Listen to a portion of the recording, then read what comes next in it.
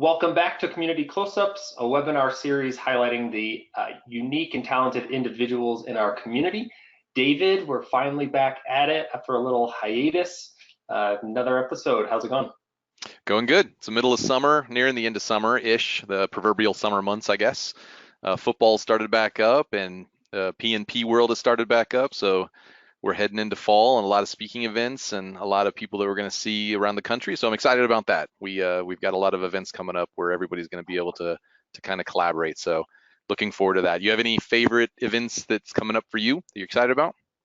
Well, I just booked all my travel for SPS LA, SPS New England, Boston, and then we're prepping for Denver. So we have that. They're all in the same weekend. So it's the 28th, and then the 5th, and then the 12th.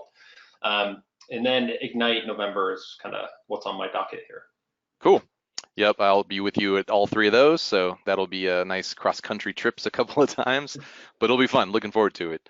Today, we have Jared Matfess with us, an Office Apps and Services MVP. And so, Jared, how's it going? It's going great. I appreciate you guys having me on the program. Called the program. Yeah. I like that. The program. Thanks for joining. Why don't you start out by giving everybody a little info about who you are and where you're from and who's Jared? Yeah. So yeah, I'm Jared Matfess. I live in Hartford, Connecticut. So that's that little state that's between Boston and New York. Typically, that's where that's what people know about Connecticut. Usually, it's a pass-through state, is what they like to call it.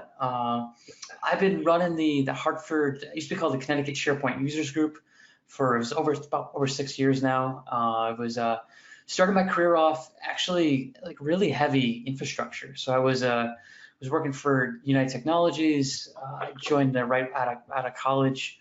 I was responsible for desktops, so deploying Windows XP back in the day. That was my big project, and then obviously some other responsibilities kind of kept growing. And I've been doing the community thing for quite a while as well. I mean, I found that's what's kind of helped me learn and grow my own career, right? Just giving back and taking quite a bit as well. That's kind of the sharing of the community activities. Been married for, I should know this off the top of my head, be 9 years, September. And I think the one thing I might be kind of known for is I tend to sneak pugs into my presentations, just because I got a little pug. That's our little baby. And yeah, that's just a little bit of glimpse into my background and me. All right, what's the pug's name? Pug's name is Spoopy.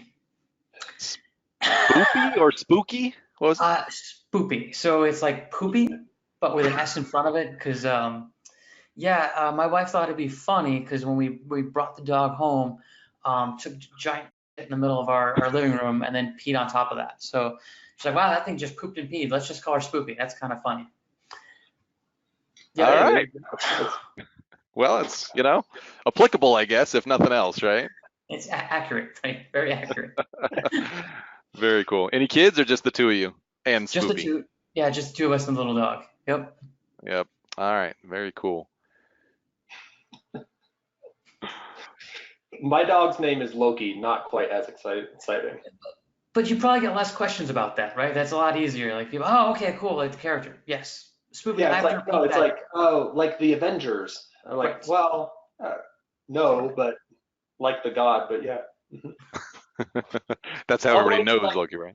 The Avengers are a great series. So Yeah. So Jared, where do you work? I don't think you mentioned that in your. Right, I'm sorry about that. So actually I work for Slalom Consulting. I'm the practice area lead for technology. I was actually the first technology hire in Hartford, and then I just sort of grew the team around me. So been there for 5 years. The team's up to 20 people now. And I'll be honest, that's been a very fulfilling thing, like seeing people have a little faith in me and think that's they're making a good career decision, which I still like. I question their decision-making ability at times.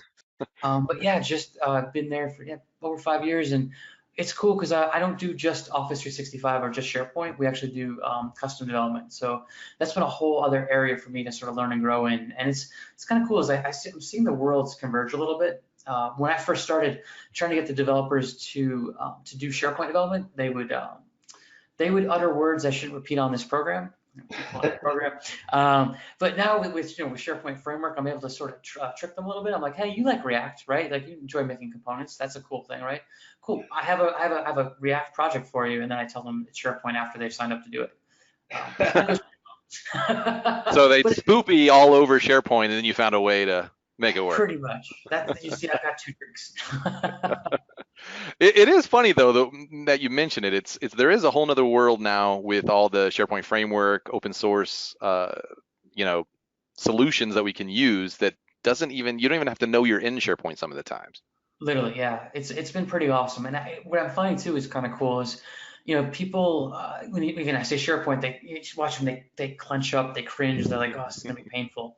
And I'm like, well, go check out the SharePoint framework. Go ahead and pull it down, play around with it, and like, oh, this is actually kind of cool. And oh, that's kind of innovative. Oh, that's kind of, yeah, I gotta do this. And like the learning curve is definitely decreased, and people's resistance has gone down as well, which is nice, right? I mean, that's the intent. You want to do customizations and have people enjoy doing the work. Like I don't like people doing work they don't enjoy doing. That's not really fun.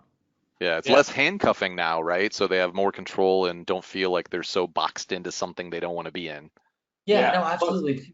Sorry. Plus, I think it opens up like a whole new sector of employment, right? Like we could never get web developers before to do SharePoint work, and now since we're using modern tools, it's like, oh yeah, I could do SharePoint. It's React and APIs, So it should be easier to find developers if you're looking for customizations in SharePoint.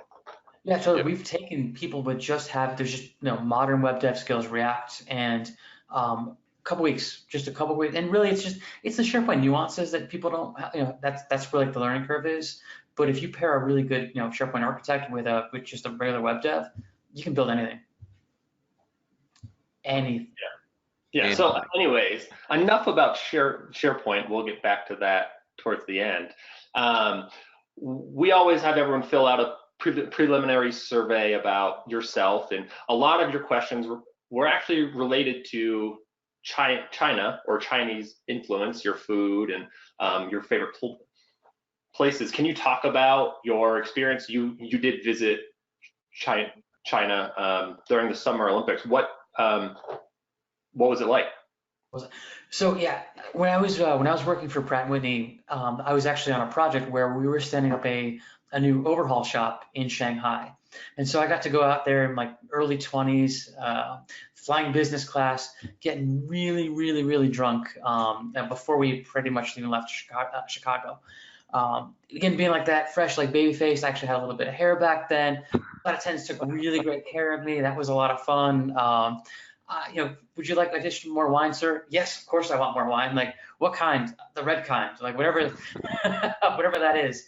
And so, yeah, I kept making trips over there, and it was, back in 2008, 2009, or even earlier, like that, going to China was kind of, it was mysterious, right? There wasn't a lot of travel there. I think people were nervous about the whole visa process and what that would entail.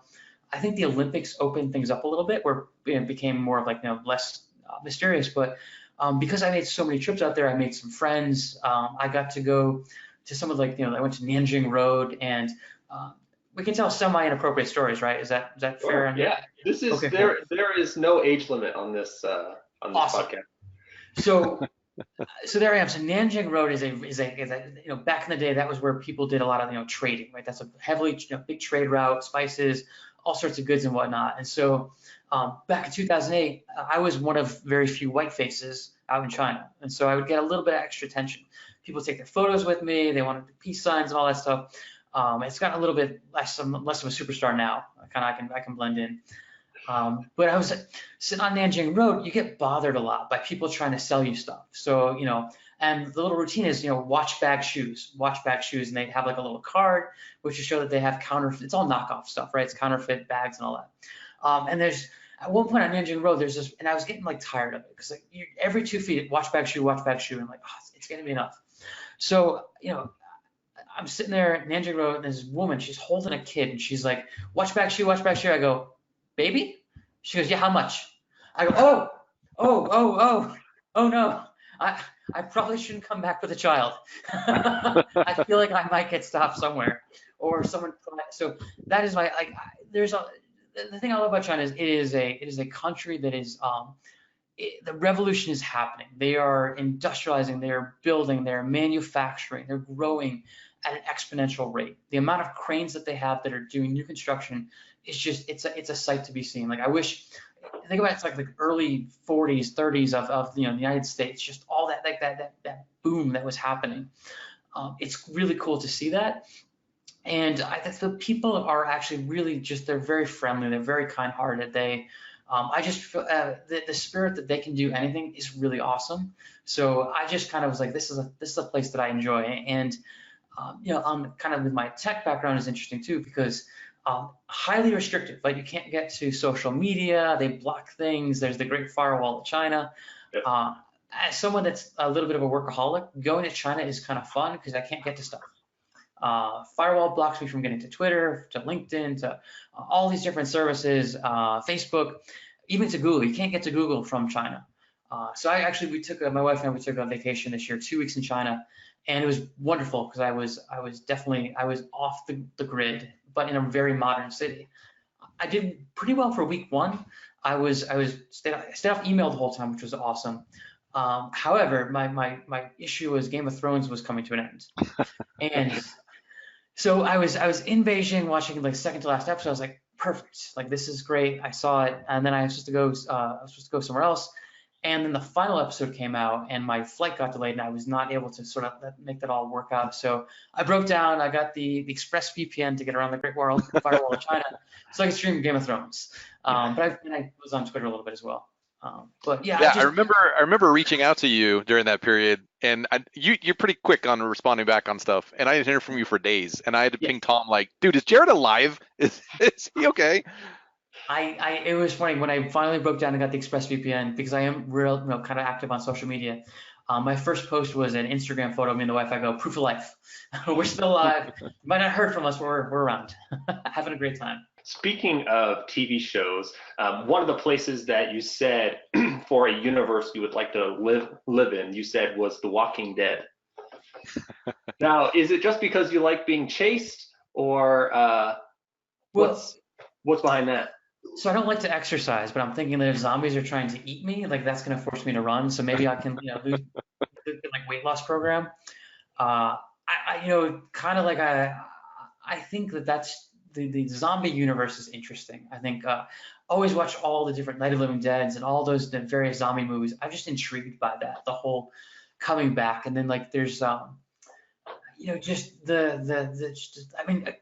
think about my video game days. Like I was a huge Resident Evil fan. Like that was just, I spent hours and hours, and I stay up late, and just I kind of got like a zombie thing. And I think that would be a very cool world to try to figure out, because it's really that is taking, like, I love problem solving. That is taking problem solving to like an exponential level of like, how do I figure all these things out?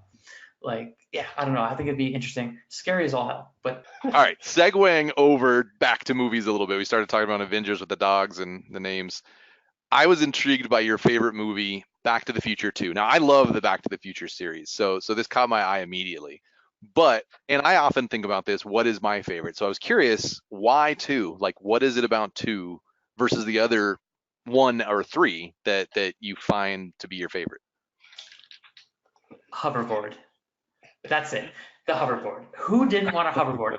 I wanted a hoverboard. I would have even taken a pink hoverboard, and that would have been fine. I didn't need the big pit bull hoverboard. I want the, I want the pink one. But no, I thought 2 was just, I don't know. 2 was just fun. Like, just, I think. Yeah.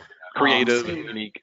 Yeah, just that one felt like it had more magic. I think 3 felt too forced, and 1 almost felt like it was a little dated. It was more of like a classic movie when I saw it, versus like 2 was like, wow, like they are thinking outside the box, like Jaws 4D coming in to go eat them. Like that was cool stuff. Plus, I don't know, it was more futuristic, right? I don't know. At the time, right? Yeah. Now it's it's uncanny how close the prediction, I guess, I don't know if it was really a prediction, but the Cubbies winning the World Series to that date, that year. that was pretty darn close. Off by Like, only 1 year. That's pretty amazing. We are in the middle of the summer months now. You had mentioned that in the summer months, you enjoy hanging outside with a beer by the fire pit. Have you been able to do that much this year? It's been a little weird weather-wise, I think, at least out here. Didn't really get hot until late July, but how's that been for you out there? yeah, it's been a little weird weather-wise where it's either like just too hot to go outside or it's raining, or when it is nice weather, work's like, cool, you have a little break now. Here's a lot of stuff that has to get done really quickly. So I've not admittedly made it outside to the fire pit. It also doesn't help too. So again, months from May to July 4th, I can't go outside. I'm allergic to all pollen, all grass, everything outside. So I've got that limited window when I can be outside enjoying things. The reality is I'm probably gonna be hanging out in the fall. That tends to be the best fire pit weather is when it's a little bit cooler. Mosquitoes go back inside. But yeah, haven't fully enjoyed that. I have had a couple beers outside though. So again, just haven't done the fire pit plus the beer. But So, so you're from New England, which is the beer mecca, I would say. What is your favorite beers? What beers do you like to drink? so the easy answer is like the New England style IPAs. Everybody loves those. But to be honest, I actually prefer stouts. So so kind of funny guy I went to college with. I met him right before. Actually, I met him before college started. They used to do this thing where in the summertime you'd go to the university and you'd kind of do like a sleepover for a night and just kind of go through like new hire but an orientation sort of thing. And so I met this guy Brian it was like awkward because all the computer science majors and all the tech majors getting together for an orientation. So that was fun where a lot of awkward people stood around and had a beer and didn't quite know what to say to each other. So I met Brian and just kept in touch with him. And so him and his brother-in-law and they found another gentleman. They opened up a brewery in town, Alvarium. So they did a Kickstarter, and it wasn't a Kickstarter to actually open the brewery. It was to add additional finishing touches, like an LCD display for all the different beers on tap, and a big custom-built bar that from like some locally sourced wood, and all these like little kind of kitschy little things around Connecticut. Actually, the tap handles are Stanley screwdrivers because Stanley Black & Decker is headquartered in Connecticut. So like, it's very like really cool stuff. So those folks let me actually, because I paid some cash, they let me brew a beer with them. So again, called it Pug Life. It was a coffee stout with chicory, and it was pretty awesome. It was a fun day of the brewer telling me what to do, and I spent a day just doing whatever he told me to do. Pour that, change that, or turn that knob this way, like hook up that. Like that was amazing, not having to really think and just having someone tell me what to do. When I'm home, Do you have any bottles of it still?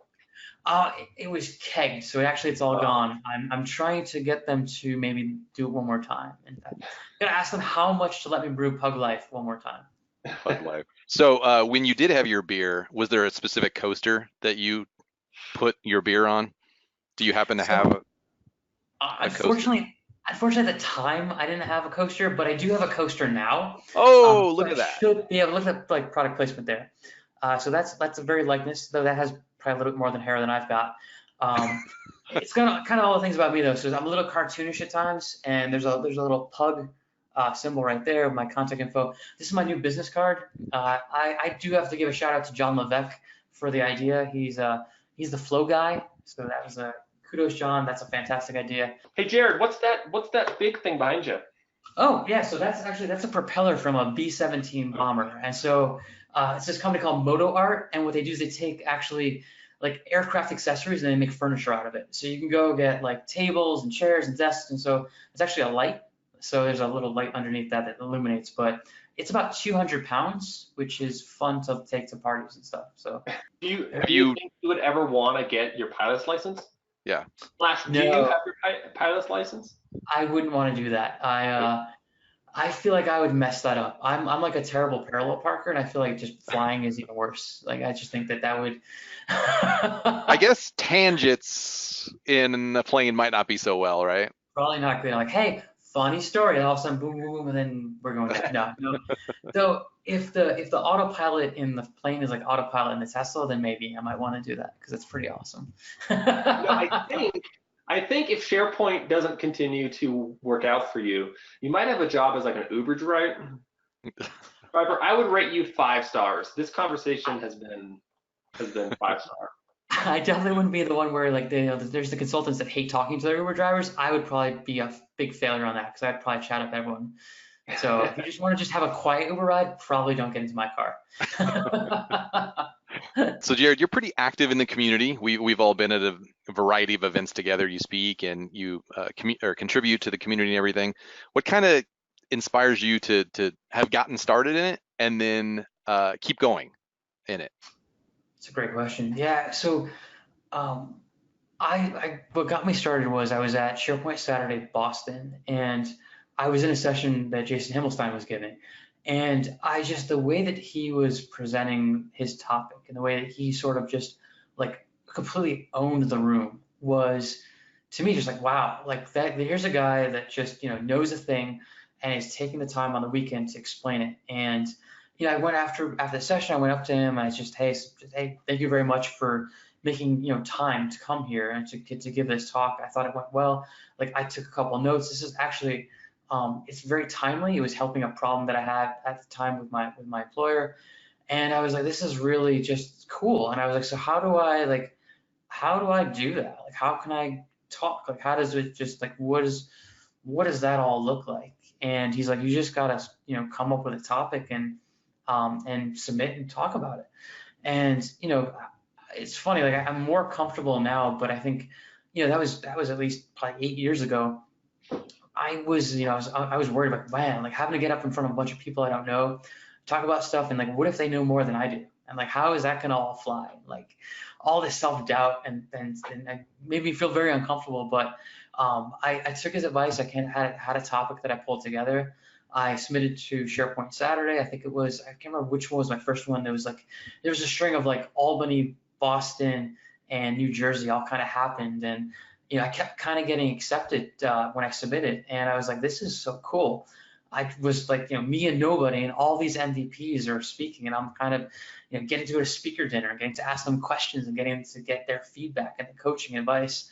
And it was just really, it was very cool. And I think, helping people is an amazing feeling. Like, I've always felt when I present that, if it's a room of 15 or a room of 100, if one person leaves learning something, I feel like it was a success, right? So any advice then for those that are looking to get started? Because there's always a lot of that, right? That you go in, you're inspired by a speaker. I'm sure it sounds like obviously you've done that, inspired people to want to do more. So for those that are maybe on the fence and I want to get involved, what advice do you have for them?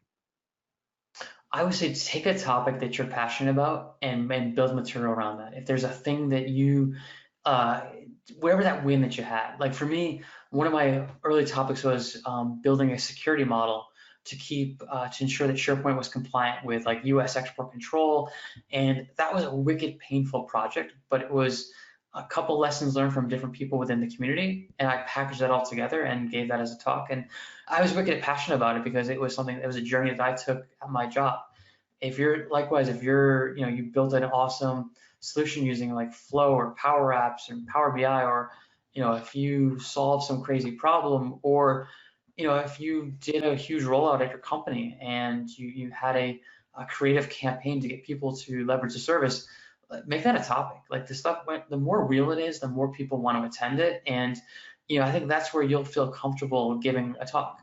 Like I think the bad advice that I've heard before is take something you don't know and try to learn it real fast and then do a topic on that. And so I think that works once you've gotten comfortable with presenting and comfortable submitting. But when you're first getting going, it's got to be something you're passionate about and you're comfortable with, because otherwise you're going to be second guessing yourself and you're going to feel uncomfortable. And it'll resonate. It's going to resonate more with people if it's a real story, and feel comfortable that perhaps someone's not going to learn 20 things from you, but they like to both. To your point, if they take away 1 or 2 things, that's a win. That's a huge win. You're impacting someone. You're helping make someone's life or someone's job easier. And so just do that. Yeah, that's where I would start.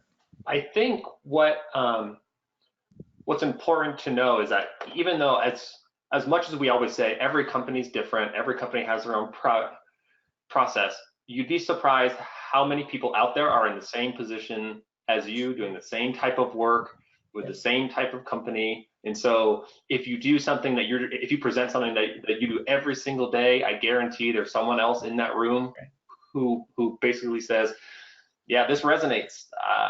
This is my life every single day. So I am very thankful for the community over the years. I've been doing it for about 10 years, but for the people who contribute and have their blogs or speak, because it got me through the first 5, 6, and even now, right? It's just, we can't survive without community. And I think the SharePoint community, we always say every single time, but it's one of the best communities out there for engagement, knowledge sharing.